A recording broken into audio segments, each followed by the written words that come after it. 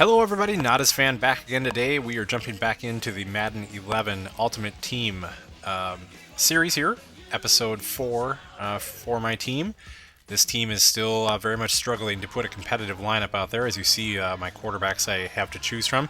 And I'm in a dilemma here where I was out of contract cards. So just dealing with some things here, dealing with some lineup. You can kind of see where I was at this point. I've come a long way where this was until now, and this series is going to kind of show how all that happened.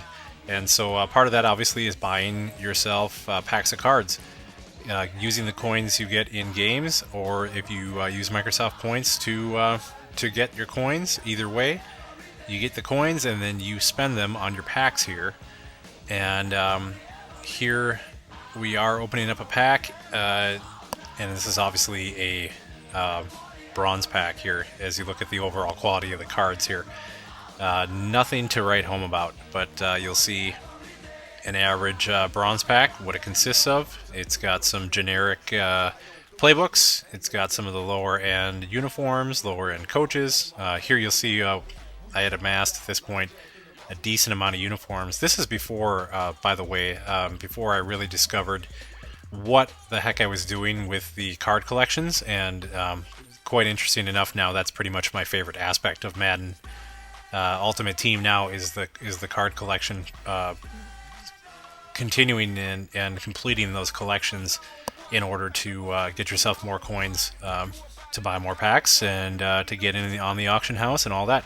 So you saw my collection of coaches. As soon as I get into collections, a lot of those will be gone into the coach collections. Same with the uniforms, same with the stadiums, and same with the playbooks. So here you see my wide receivers at this point. Steve Johnson, I laugh at him being at a 59. He would not be a 59 if that card was created today. And that's the nice thing also with Ultimate Team this year has been very well updated weekly by the Ultimate Team team, you could say. Josh Lumen and others working their butts off to have new fantasy cards each week, have new second and third edition cards. All that has been wonderful, as well as new promotions each week for ways for you to build your team and stay addicted to this mode.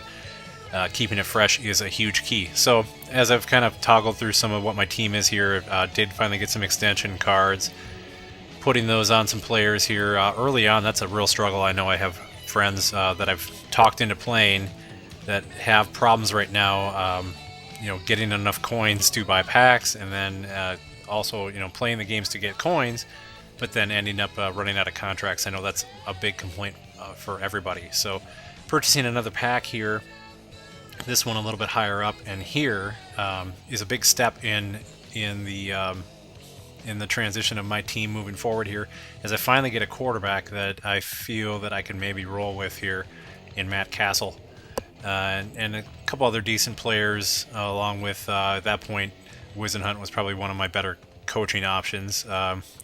Upgrades in playbooks as well as stadiums here as well, and updated injury recovery and contract extensions, all that good stuff. So at the point where you can only carry 100 cards at a time, and that includes players, coaches, uniforms, the whole bit. You can never be over 100. However, you can put 10 at a time into your pending collection, but then those have to either move into collections or be discarded at some point. So you can't just stock up, hundreds of cards. You have to stay within the limits here. So you see the skill right there, just in putting in best lineup, bumped from a 62 to a 67. So that's a nice improvement. When you're down low and you buy a decent pack, you can bump yourself up pretty fast. Here we go to another platinum pack, using the coins that I have here, just trying to improve this team. And you see Robert Gathers. That's a big step up. Sean Smith at corner. So we got some decent players here. Clifton Ryan, Johnny Knox. I think Johnny Knox would pretty much be my best receiver at this point. So definitely some players I can plug in there. Luke McCown will be a very serviceable backup to Castle for me there. Sean Payton will keep him around for coaching. Saints uniform, I'll probably use that a couple times in games. So back in here to best lineup, and again now inserting Knox and others in, go from a 67 to a 72. So very quickly I've jumped with 2 plat packs. I've jumped up 10 skill points. So onto a game here against the computer. Wearing the Buffalo. I'm sorry, I'm wearing the Redskin uniforms here, and actually playing in Washington, so that matches up. So I get scored on first here. I'm playing against the computer this time around, so I get the ball here, down 10-0 actually, and actually this game looks like it actually happened before I bought those packs because I still have Curtis Painter at quarterback. So a little bit out of order, but there's a pass they give me credit for a touchdown for. And it closed to 10-7, but hold on a second because that's going to go to booth review, as it probably should have. It looked awfully close. And as you see Painter hitting his target there, he might have gotten his foot through there, but I don't think the ball crossed over the pylon. So the booth review is overturned. So like I've said it before, I've got a ton of this footage, and sometimes this might be a little bit out of order. So like I said, this game happened before those 2 plat packs were bought, because Matt Castle obviously is not in there, and I would have been starting him. So come back and get the touchdown the legitimate way here after the review went against me. So down 10-7 here, and handing off to a running back who, in my opinion, is way underrated here. Agbanaya, if that's how you say it. I believe he plays for the Rams.